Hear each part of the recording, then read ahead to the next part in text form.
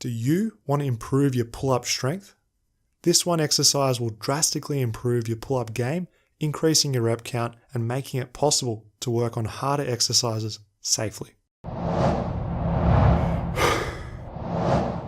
Hey guys, Daniel Vadnal here for Fitness FAQs. Let's talk about the scapular pull. Scapular stability and positioning overhead is vital for being able to maintain good technique and is also directly responsible for how many pull-ups you can do.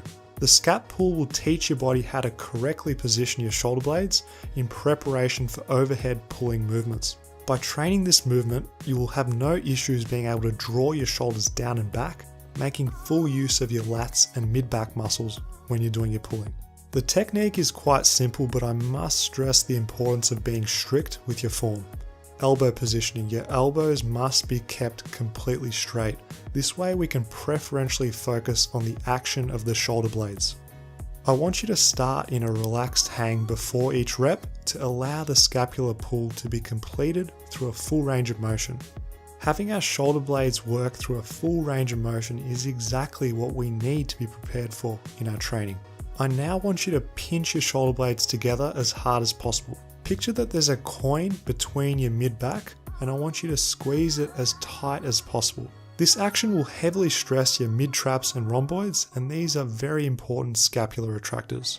When you feel like you can't squeeze any further, draw the shoulder blades down towards your hips to fully engage the lats. I want you to pay attention to the speed of the movement. I'm working through the entire range of motion in a controlled manner, doing my best to hit full retraction and depression, pausing in the important phases of the exercise. For this variation, keep the rib cage down and maintain a hollow body position. I prefer this bracing variation as it emphasizes midline stability. I feel that this applies more directly to the pelvis and the rib cage assumed with our general pulling training. The last cue I find valuable is external rotation at the shoulder joint. I want you to focus on pulling the bar apart, and you should feel your arms spiral deeper into the shoulder socket. Doing this action really lights up the muscles on the back of your shoulder. Most of you watching my channel are working towards the elusive one-arm chin-up. Once you've mastered the two-arm scapular pull, start working on the assisted one-arm scap pull. By doing the exercise slower, you make sure that you teach your body how to activate from start to middle to end. If you do this properly, you won't have any weak links when initiating pull-ups if you pay your dues with the scap pull. By doing the exercise slower, you make sure that you teach your body how to activate from start to middle to end. To progressively increase the intensity of the assisted scap pull, place your assisting hand lower. A variation that I encourage you guys to play around with is the arched scap pull. Most people find this variation easier to enter full retraction and depression because of the arched back.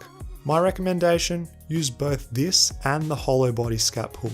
Each of these movements have pros and cons with differing transferability based on your goals, so experiment and see which one you like more.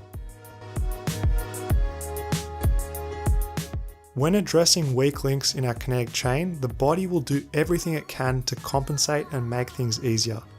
These are some of the common mistakes I see which, if done, are a waste of time if the goal is increasing scapular stability. Arching the back without actually retracting and depressing the shoulder blades. This tends to happen a lot more commonly on the arched scap pull. I'd recommend leading with the shoulders and then allowing the back to naturally arch.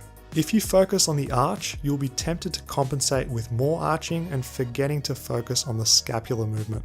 This is one of the reasons why the hollow body scap pull is advantageous, because there's less room for cheating. Don't make the mistake of moving too quickly. When you move fast, you're missing out on using your muscles to activate through the entire range. You're skipping important aspects.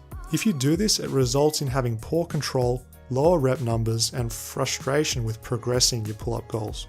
The last compensation is bending the elbows because it's an easy substitute for scapular depression. This is the body's way of mimicking the scap pull mechanics without isolating and stressing scapular control. No bending of the elbows, not even a little bit. So to summarize, the scap pull is an absolutely fantastic drill for improving overhead scapular stability, specifically for pulling patterns. Take your time each rep, really focus on hitting end range retraction and depression. And my personal recommendation for the most transferability to common calisthenic skills, use a hollow body core shape. Cheers for watching everyone, drop a thumbs up on this video if you learned something new, subscribe to Fitness FAQs and click that bell button to never miss a new weekly video. And before you go, if you want to master your body weight, I'm going to save you guys heaps of time and frustration. Go to fitnessfaqs.tv for calisthenics training programs and online coaching.